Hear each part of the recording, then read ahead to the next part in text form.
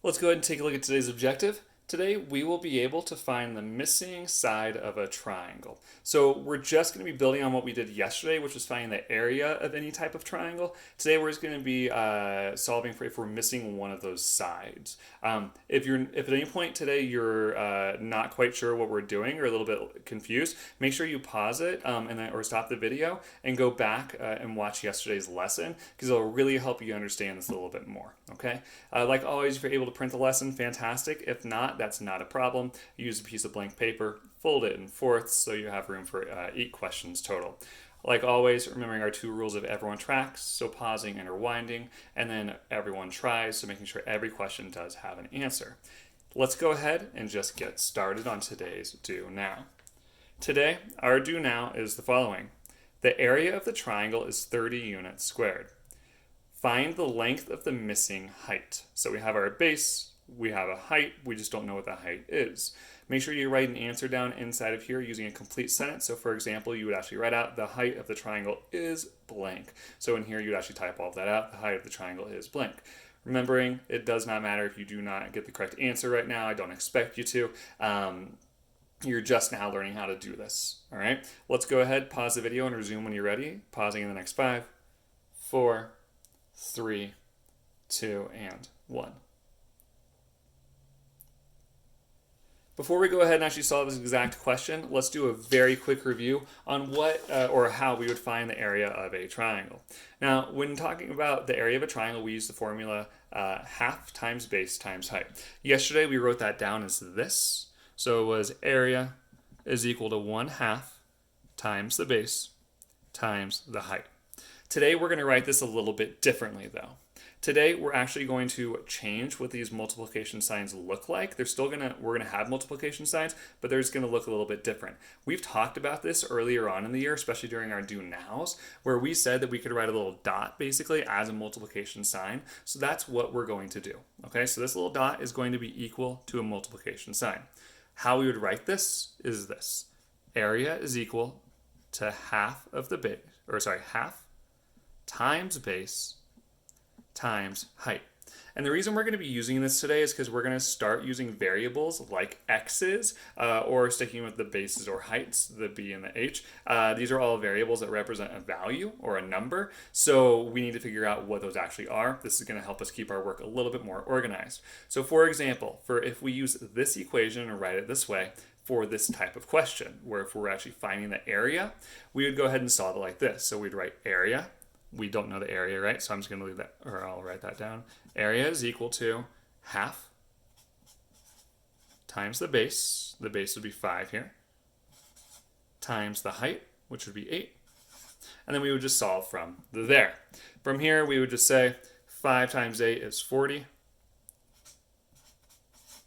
And then we would say, well, what is half of 40 is going to be 20.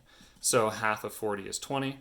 So our area would be 20 miles squared. Okay, using our units, of course. I know that was a lot and that was fast. Really, all you need to know is that we're going to be writing our equation like this using these dots as multiplication today. Let's go ahead and just get back to our Do Now.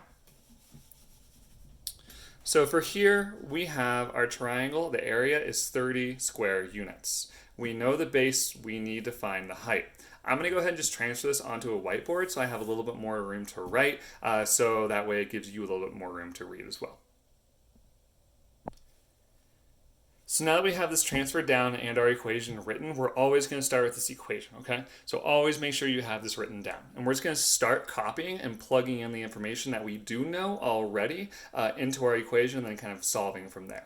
So for here, the area, we know the area. The area our question told us was 30 square units. So I'm just going to write a 30 down here. And we will write equals half, all right, times our base. Our base is 6 meters. We don't need the units right now, so we're just going to write 6 times something we don't know. Again, that times symbol, and we need to figure out our variable. For right now, I'm just going to go ahead and move this to an x. If you want, you can keep this as an h. You could go ahead, even a lot of work that we did this year was writing blanks as a box. If you would prefer to do it like that and thinking about 6 times what and kind of thinking it that way, that's okay. But for today, I'm going to go ahead and switch that to a variable because it's actually going to help us solve it this way and keep it a little bit neater. So here, let's just see what we can solve. All right. The first thing I want us to think about is 6 times what number when divided by 2 gives us 30. Now, that's a lot to kind of take in at one time here. So what we're going to do instead is we're going to say we have 1/2 here.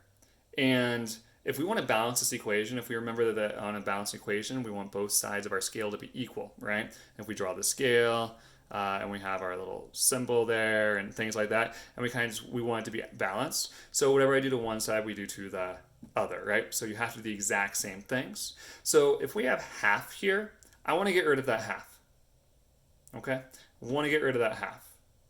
So that means we're actually missing the 1/2, so that'd be like dividing by 2. So what we're going to do instead is I'm actually going to get rid of this, and we're going to multiply by 2 in order to get rid of it.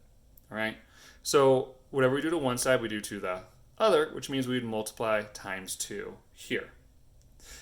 What that leaves us is that gets rid of our that gets rid of our 1/2, so it'd be 0.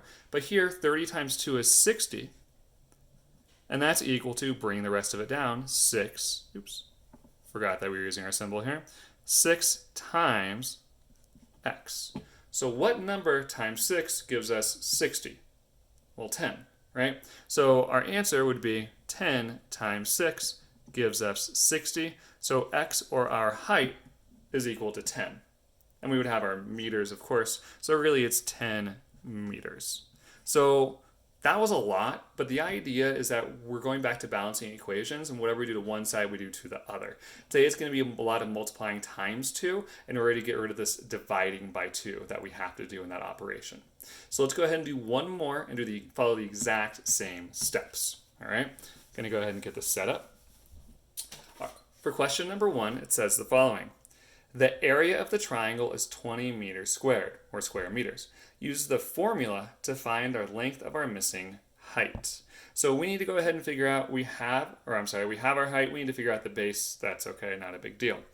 So what we're going to do is we're going to go ahead and write our formula. So we know it's going to be the 1/2 times base times height, but we're going to rewrite that. And I'm also going to go ahead and just draw this on our whiteboard. That way we can go ahead and get started on solving it right away. So we have our drawing. It's not a perfect drawing. Don't worry, yours doesn't need to be either if you're redrawing it. And we know that we have our area is equal to 1/2 times our base times our height. Okay, because that's the same for all triangles. Let's go ahead and just plug in the information we know. Our question tells us that the area is 20 square meters. So let's just go ahead and write 20 square meters. So I'm just going to write 20 meters is equal to 1/2.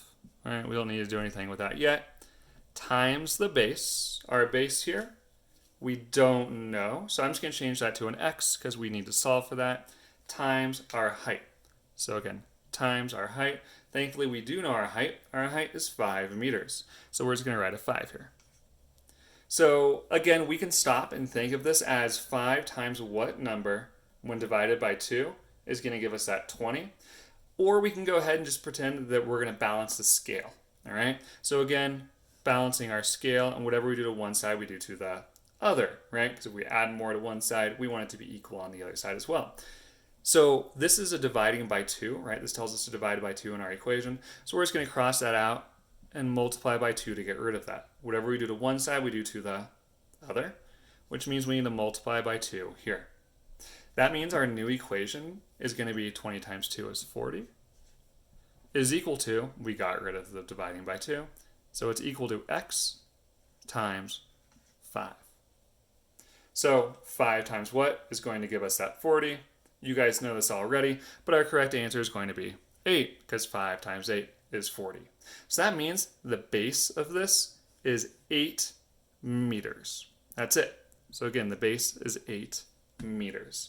So we're really combining multiple steps here, or multiple ideas and concepts. The idea being that we're finding the area of a shape, right? Using our formula, so 1/2 times base times height, as well as some basic balancing equations, even though it can be a little bit tricky. Again, we're mostly going to be sticking today with multiplying by 2 on one side and multiplying by 2 on the other, just to make that pretty clear for today. All right. If you have any questions, it is okay if you're not totally sure of how to do this. Don't worry about it. Still reach out to me and let me know. You know that calling and texting me is the best way to get a hold of me. So please do that so I can make sure you're understanding this. All right. Otherwise, try your best on the rest of the work. Make sure you are writing your answers in complete sentences when it's asking you to, so that way you're not getting points taken away or deducted for that, and you're still getting full credit for everything. I will see you guys tomorrow. Have a great rest of your day.